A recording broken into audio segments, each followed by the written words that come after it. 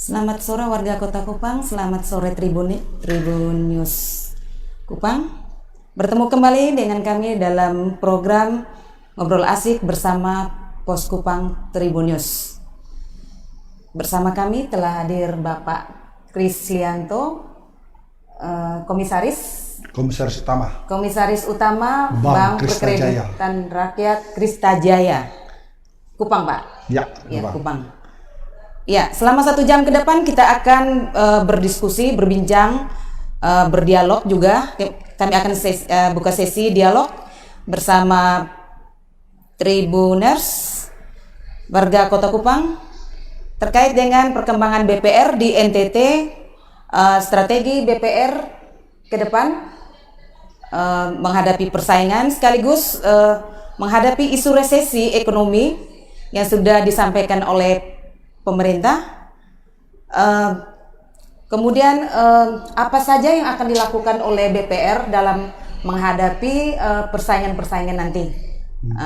Baik, Bapak, mungkin yang pertama, BPR Kristajaya salah satu BPR yang cukup prestasi di tengah persaingan dunia perbankan. Saya mungkin lebih luas dunia perbankan.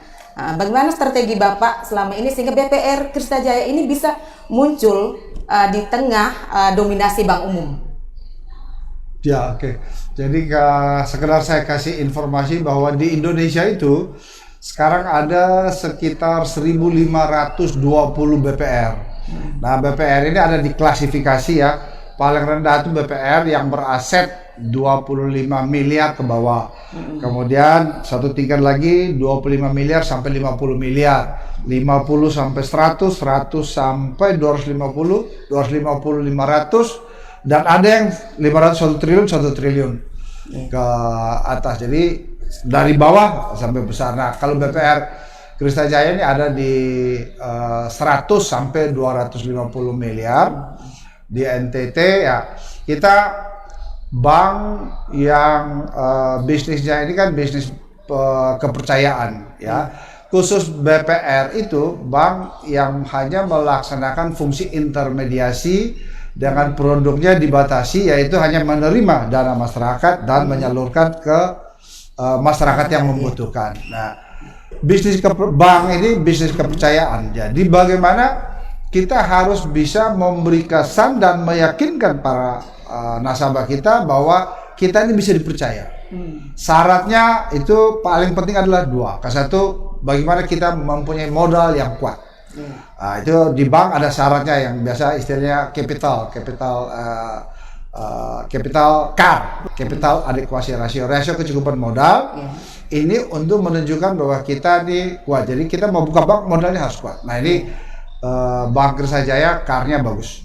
Kemudian kita juga harus menunjukkan bahwa kita ini profesional, mampu mengelola dana masyarakat yang kita terima dalam bentuk tabungan dan deposito, dan kita kasih kredit ke orang, betul-betul kredit yang melalui proses yang profesional, dan masyarakat yang menerima kredit ini betul-betul juga mendapat manfaat, sehingga dia usahanya bisa berjalan baik, dia untung, baru dia bisa bayar ke kita.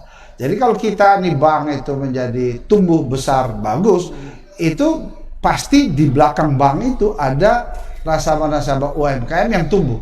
Kalau mereka nggak tumbuh, mereka mati, mereka nggak bisa bayar kita, ya kita juga nggak bisa bertumbuh. Iya. Nah, Pak, ini kita bicara soal BPR. BPR itu belum terlalu familiar lah untuk di masyarakat. Masyarakat cenderung apa sih BPR? Lalu kemudian cenderung apakah BPR ini koperasi, bank, atau apa? Ini? Bank. Jadi BPR ini sama seperti bank umum, hanya produknya aja yang dibatasi. Produknya dia hanya menerima dana dan lepas kredit. Kalau bank umum kan ada transaksi giral, ada bisa transfer dana. Nah, kalau kita untuk fungsi-fungsi itu agak dibatasi. Ada kalau bank umum kan bisa buka bank garansi, buka LC dan sebagainya. Itu ada tahapannya, dan kalau mau menjadi bank umum, syarat modalnya juga lebih besar lagi. Nah, kalau bank BPR modalnya bisa lebih kecil, dan khusus BPR ini hanya boleh dimiliki oleh rakyat Indonesia. Kalau bank umum kan sebagian besar kan asing punya kan.